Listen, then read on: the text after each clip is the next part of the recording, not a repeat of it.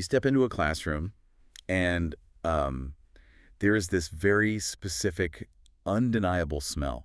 Oh, absolutely. I know exactly what you mean. Right. It instantly transports almost anyone right back to being like 7 years old. Yeah, it's that unmistakable mixture of freshly sharpened pencils and industrial floor wax. Exactly. And maybe a faint, sticky hint of a grape juice box in the back row. Oh, for sure. It's a very visceral memory. It really is. And I want you, the listener, to just think about that environment for a second. Everything is so incredibly structured. Mm-hmm. The desks are perfectly aligned in rows. Yes, the schedule for your entire day is written in chalk right there on the board. Yeah. And there's an adult at the front of the room telling you exactly what to do, when to speak, and, when to eat. Which is wild when you compare it to our lives now. Right. Because tomorrow morning when you walk into your office or when you try to build your own business or just Right. manage your household, there is no bell. No bell, no syllabus. Exactly. There is just chaos. So today, welcome to this deep dive, where our mission is to find out how the grammar you learned at age 7 and the games you played on the blacktop secretly hardwired you to survive the absolute unpredictability of your adult life.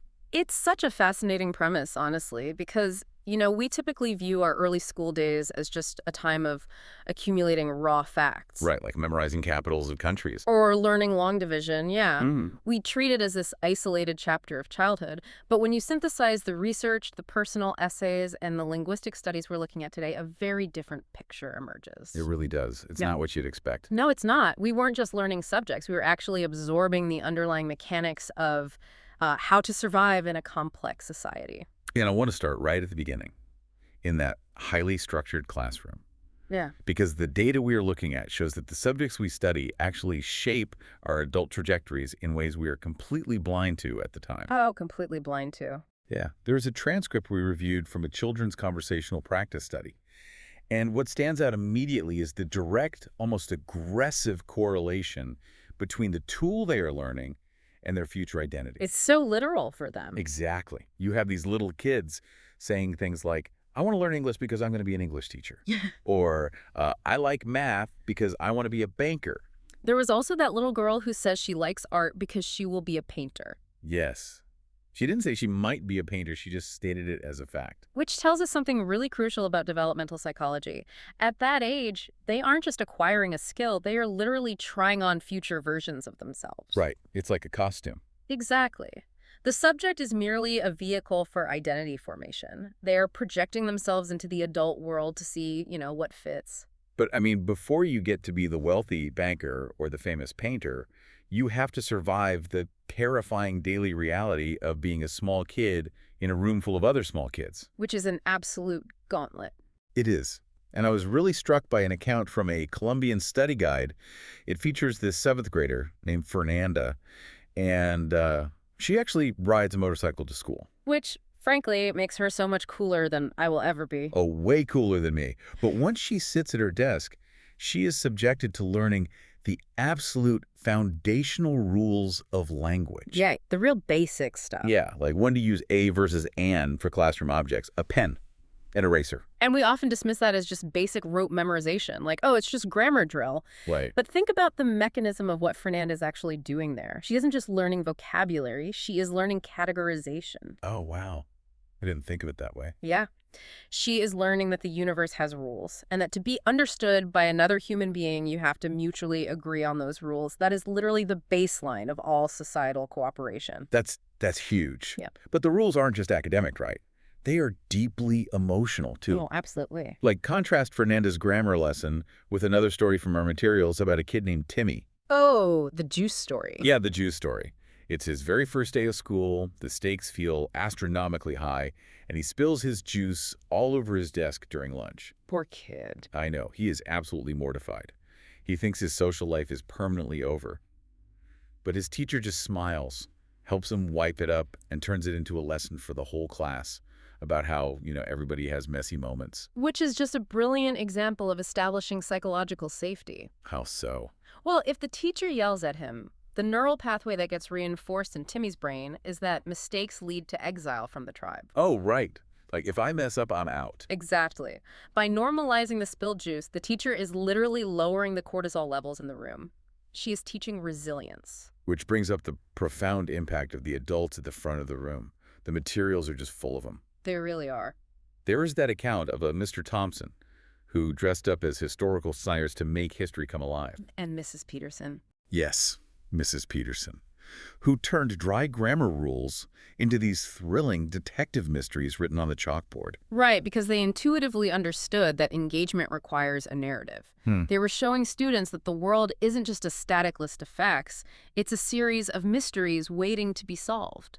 And if you can frame a difficult problem as a mystery, the human brain actually releases dopamine when it seeks the answer. Okay, but hold on, because I want to push back on this idea that all the best teachers were these warm, theatrical, perfect mentors. Fair enough. Because if you look at the user-submitted stories from that IELTS speaking test prep site we analyzed, multiple adults vividly, almost painfully remember their strictest teachers. The ones who are uncompromising. Exactly, demanding and frankly completely unyielding in the moment.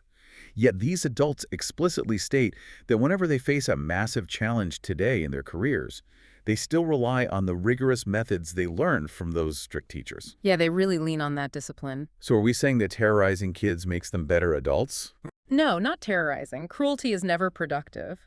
But we do have to distinguish between cruelty and high expectations. Okay, what's the difference there? The mechanism at play is about raising the baseline of competence.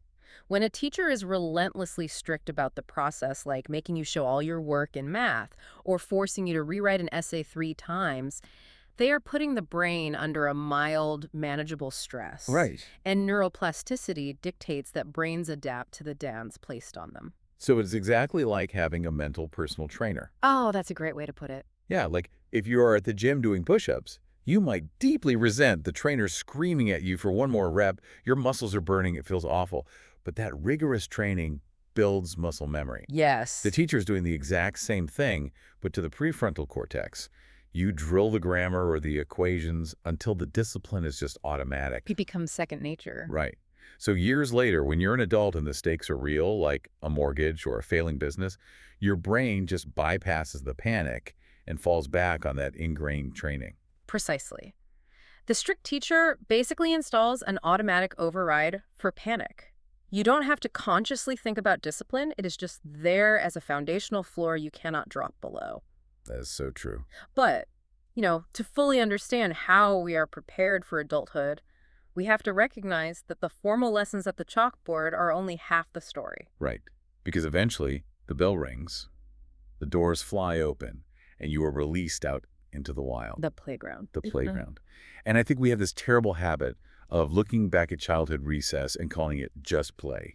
Like it's this frivolous, unimportant break from the real work of the classroom. People completely underestimate it. They really do. I completely reject that. Based on everything we are reading, the playground is actually a high-stakes, ruthless, simulated society. You are absolutely right to reject the just play notion. Sociologically speaking, the playground is the laboratory where human beings first test out the survival codes they will use for the rest of their lives. Because in the classroom, the teacher enforces the law. But on the playground, the children have to invent the law themselves. Exactly. Think about it. When you're 7 years old, negotiating the rules of a penalty shootout or arguing over who gets the swing next, that is intense diplomacy. It really is. It's high-level negotiation. We actually have a fantastic narrative in our research about an all-day Sunday football marathon. It paints this incredibly vivid picture. What, the one with the penalty shootout? Yes. Yeah. Kids playing from morning until the sun goes down. Sheer physical exhaustion. Yeah. Intense shootouts where everyone is trying to outwit the goalkeeper. Yeah. And then, just sharing smashed sandwiches on the grass. And what is the actual lesson learned in that narrative? Well, it's not about football, right? Exactly. The narrator realizes that the camaraderie, the simple act of bleeding and sweating alongside their peers, was ultimately vastly more important than the final score of the game. Which is a huge realization for a kid. It's a complex social realization. Yeah. They are learning group cohesion. They are learning that tribal loyalty supersedes individual glory. Which is exactly why we literally learn the vocabulary of adult socialization in those moments. How do you mean? Well, we pulled data on common English idioms regarding friendship and conflict. And it is staggering to realize that this is literal playground vocabulary applied to adult problems. Oh, that's interesting. Let's look at the mechanisms behind those idioms. Okay, so when adults in a corporate setting talk about building bridges to resolve an HR dispute or dealing with an aggressive competitor who they're at odds with. They're invoking physical, spatial metaphors. Exactly. Or finding people who share your interests, birds of a feather flock together. Yeah. Or warning someone about crossing my path. Right, right. If you really think about it, are these idioms essentially just the survival codes we developed back on the blacktop to navigate playground politics? They absolutely are, because the neurological mechanism of establishing a boundary with a bully on the jungle gym is identical to the mechanism of establishing a boundary with a toxic boss. Wow. Identical. Yeah. The stakes are higher in adulthood. Sure, your livelihood might be on the line instead of your turn on the slide, but the emotional architecture was poured when you were 7. That makes so much sense. You learned who you could trust, how to assert a boundary without initiating physical combat, Right. and how to recover from a social misstep. Which explains why reminiscing about those times is such a universal comfort. It's very grounding. It is. One of the transcripts we reviewed features 2 people just chatting about making friends through childhood games, and it ends with them happily agreeing to spend their whole afternoon flipping through old school photos together. It's a very sweet moment. It is. It grounds them. But this brings us to a really crucial pivot. Okay, let's pivot. If these playground behaviors dictate our adult lives, why do we view our childhood selves as completely different people? Like, that cognitive dissonance is actually hidden in our grammar. Ah, yes. This is where we shift from the psychology of play to the structural mechanics of memory. Basically, how do we literally frame our past? We analyzed a linguistic guide focused on how English speakers structure historical states of being. Specifically, the use of the phrase used to. Right. We use used to describe past habits or states of being that are fundamentally, permanently no longer true. Like what? Like, I used to play chess every day. Or she used to be painfully shy. The key here is to contrast it with the past simple tense. The guide points out that we use past simple for specific, isolated events that occurred at a definitive moment. Okay, give me an example of that. For example, I broke my arm falling off a bike when I was 10. You would not say, I used to break my arm. Right, because that sounds ridiculous. Exactly, because that implies a continuous state of reality that you have since abandoned. And I really want you listening to this right now to think about what that grammatical rule means for your psychology. It's deeper than just grammar. Way deeper. I see the used to structure as a linguistic time capsule. When you look at an old photo and say, I used to be so shy, you are not just stating a fact. What are you doing then? You are literally declaring the ego death of a past version of yourself.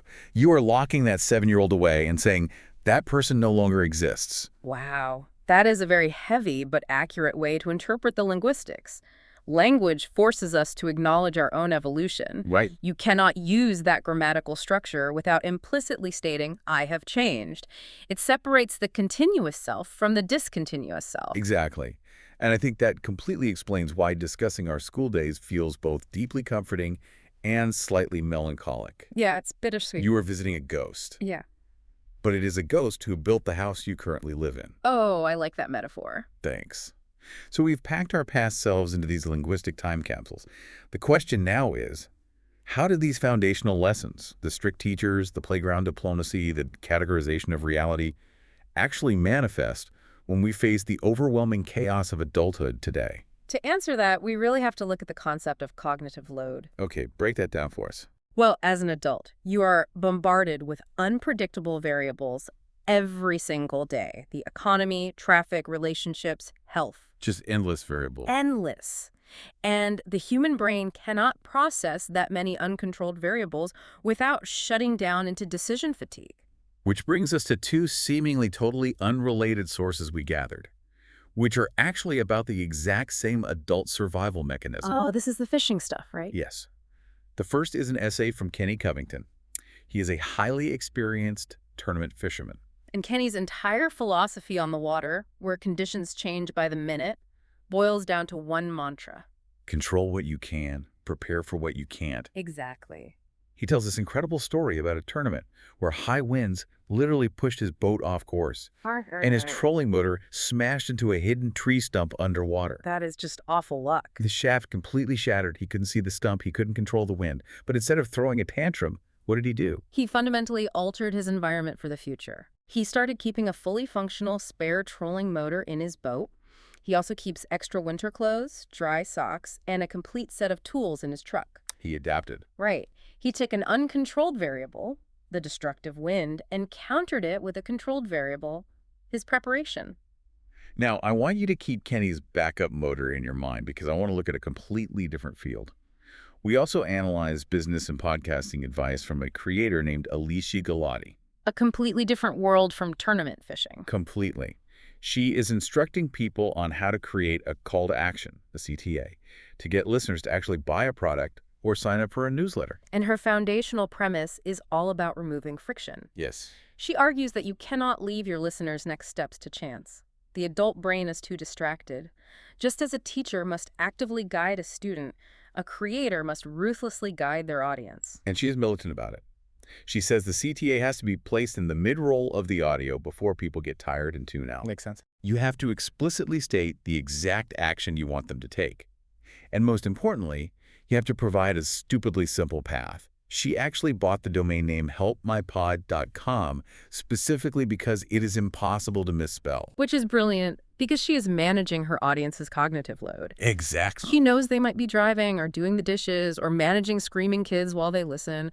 If she gives them a complicated URL with slashes and dashes, that is an uncontrolled variable. The brain will experience friction and simply give up. Precisely. And this is the insight that ties this entire deep dive together.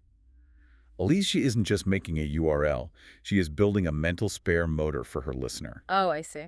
Kenny's meticulously organized tackle box with his backup motor, and Alicia's carefully scripted mid-roll CTA with her custom domain.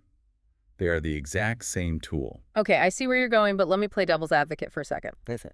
One is physical survival gear on a lake, the other is digital marketing. How are they functionally identical? Because they're both deliberate, highly engineered strategies used by adults to control the controllable variables in a chaotic universe. Ah, okay. Kenny cannot force a bass to bite his hook, just like Alicia cannot reach through the phone and force a listener to click her link. That is the chaos, but they can control their own preparation. Right, they can mitigate the chaos. Exactly. They can make sure the line won't snap. They can make sure the URL cannot be misspelled. Ah, so you are saying they're applying the rigorous baseline lessons of the classroom to the adult world. Exactly. When Fernanda learns to categorize A versus An, she is building the foundation of clear communication that allows Alicia Galati to script a CTA that cannot be misunderstood. That is a wild connection, but it works. Right. And when Timmy spills his juice and learns not to panic, he is building the emotional resilience that allows Kenny Covington to shrug off a shattered motor and calmly reach for his spare. The mental personal trainer, teachers. Yes. They built the cognitive muscle we use to organize our tackle boxes in our businesses today. It's a really striking synthesis. It proves that what we learned at 7 years old wasn't trivia, it was scaffolding. It was the blueprint. We started in those structured desks, absorbing the identities we wanted to project. We stepped onto the playground and tested out the survival codes and idioms of human diplomacy. We learned how to use grammar to separate our past, continuous selves from our present reality. And ultimately, we leverage all of that preparation to systematically remove friction from our adult lives. Whether that means packing dry socks for a fishing trip or buying an easy-to-spell domain name, Exactly. it really makes you evaluate your own daily routines differently. If you are listening to this right now, I want you to genuinely reflect on your own life. Take a second and think about it. Yeah. Think about the variables you are currently exhausted from trying to control. Maybe it's a chaotic project at work or a difficult family dynamic. Now, look closer. What should they be looking for? Ask yourself, which unforgettable teacher or which specific painful failure on the playground secretly gave you the exact mental tool you are using to survive it today? Because the preparation for the crisis you are in right now started decades before you even realized it. That is the beauty of human development. The past is never really gone. It is just operationalized in the present. Now, that is a profound thought to chew on. Absolutely. And as we wrap up, I want to leave you with one final lingering question to ponder. We talked heavily about how the phrase used to is a linguistic time capsule. Right, a definitive statement of ego death for a past version of yourself. Exactly. So think about your life today, right now. What is a habit, a belief, or a piece of your identity that feels so incredibly permanent and essential to who you are today that the future version of you will look back on and say, I used to do that. Oh, wow. That really puts things in perspective. It really does. Thanks for joining us on this deep dive. We'll see you next time.